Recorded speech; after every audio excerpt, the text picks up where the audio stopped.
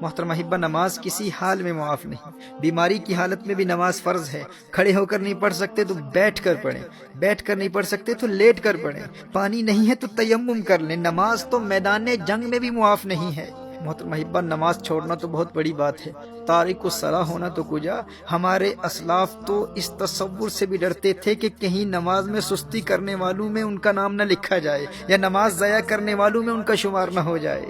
حضرت عبداللہ ابن عباس رضی اللہ تعالیٰ عنہما کی آنکھ میں پانی اتر آیا۔ لوگوں نے عرض کیا کہ اس کا علاج تو ہو سکتا ہے، لیکن چند نمازیں قضا ہو جائیں۔ آپ نے فرمایا یہ نہیں ہو سکتا۔ میں نے نبی کریم صلی اللہ علیہ وآلہ وسلم سے سنا ہے کہ جو شخص نماز نہ پڑھے وہ اللہ جل وعلا کے یہاں ایسی حالت میں حاضر ہوگا کہ اللہ جل وعلا اس سے ناراض ہوگا۔ اللہ اکبر! کہا کہیں میرا اللہ ناراض نہ ہو جائے۔ حدیث شریف میں آتا ہے نا کہ من لقی اللہ وہو مودع للصلاۃ، جو اللہ جل وعلا سے یوں ملاقات کرے کہ وہ نماز کو ضائع کرنے والا ہو تو اللہ جل وعلا اس کی کسی نیکی کی پرواہ نہیں کرتا۔ وہ خود کو نیکوکار سمجھے گا کہ میری اور تو بہت نیکیاں ہیں، ٹھیک ہے میری نماز قضا ہو گئی تھی لیکن میں نیک تو ہوں، میں صدقات دیتا ہوں، میں نے مسجدیں بنائی ہیں، میں خدمت خلق بجا لاتا ہوں، میرے اخلاق اچھے ہیں، یعنی اس کی اور بے شمار نیکیاں ہوں گی۔ وہ روزے دار بھی ہوگا، اس نے حج بھی کیا ہوا ہوگا، وہ خدمت خلق بھی بجا لاتا ہوگا، صدقات بھی دیتا ہوگا۔ وہ کہے گا کہ میری اور بے شمار نیکیاں ہیں، میں ایک اچھا انسان ہوں، کبھی کسی پر ظلم نہیں کیا، میں نے کبھی کسی کو مارا نہیں ہے، میں نے کسی کو کوئی تکلیف نہیں پہنچائی۔ کہا کہ اگر وہ تارک الصلاح ہے، اگر اس کی نمازیں ضائع ہو جاتی ہیں، اگر وہ نمازیں قضا کرتا ہے تو اللہ جل وعلا کو قیامت کے روز اس کی کسی اور نیکی کی پرواہ نہیں ہوگی۔ یہ حضور اکرم صلی اللہ علیہ وسلم کی حدیث ہے۔ اور ایک حدیث شریف میں آتا ہے من ترک الصلاۃ لقی اللہ وہو علیہ غضبان۔ اللہ اکبر! کہا کہ جس نے نماز ترک کی قیامت کے روز وہ اللہ جل وعلا سے اس حال میں ملے گا کہ اللہ اس سے ناراض ہوگا اور اس سے اللہ کے غضب کا سامنا کرنا پڑے گا۔ محترم احبہ، نبی کریم صلی اللہ علیہ وآلہ وسلم نے ارشاد فرمایا کہ قیامت کے روز بندے سے سب سے پہلے اس کی نماز کے متعلق سوال ہوگا۔ اس سے پوچھا جائے گا نماز پڑھتا تھا کہ نہیں۔ اور ایک روایت میں ہے کہ وہ قیامت کے دن اس طرح آئے گا کہ اس کے چہرے پر 3 سطروں میں لکھا ہوگا۔ پہلی سطر میں لکھا ہوگا اے اللہ کے حق کو ضائع کرنے والے، اور دوسری سطر میں لکھا ہوگا اے اللہ کے غضب کے ساتھ مخصوص، اور تیسری سطر میں لکھا ہوگا کہ جس طرح تو نے دنیا میں اللہ کے حق کو ضائع کیا اسی طرح آج تو اللہ کی رحمت سے مایوس ہوگا۔ آج تو اللہ کی رحمت سے مایوس ہوگا۔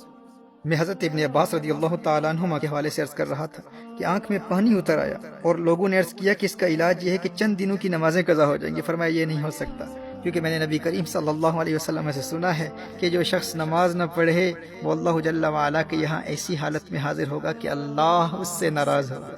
محترم احبہ، اگرچہ ان کے اس عذر کی وجہ سے نماز چھوڑنا ان کے لیے جائز تھا، وہ اس عذر کی وجہ سے ہرگز تارک الصلاۃ نہ ہوتے، لیکن انہیں اس بات کا خوف تھا کہ کہیں نماز ضائع کرنے والوں میں میرا شمار نہ ہو جائے۔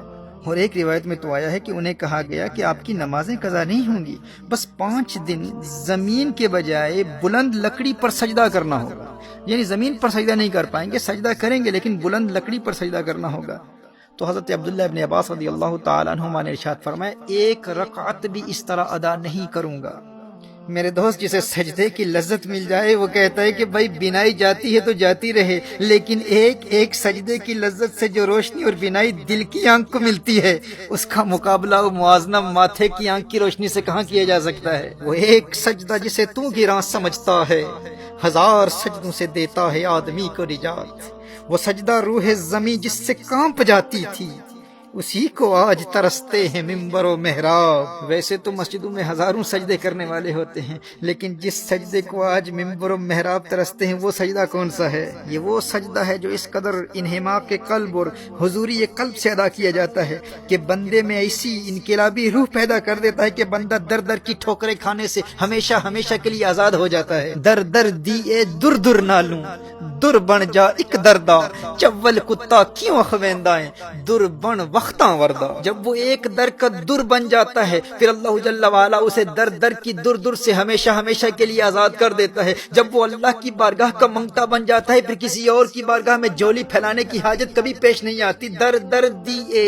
در در نالوں در بن جا ایک دردا، چول کتا کیوں اخویندہ ہے در بن وقتاں وردہ۔ وہیں سجدہ ہے لائق اہتمام کہ ہو جس سے ہر سجدہ تجھ پہ حرام۔ وہی سجدہ ہے لائق اہتمام کہ ہو جس سے ہر سجدہ تجھ پہ حرام۔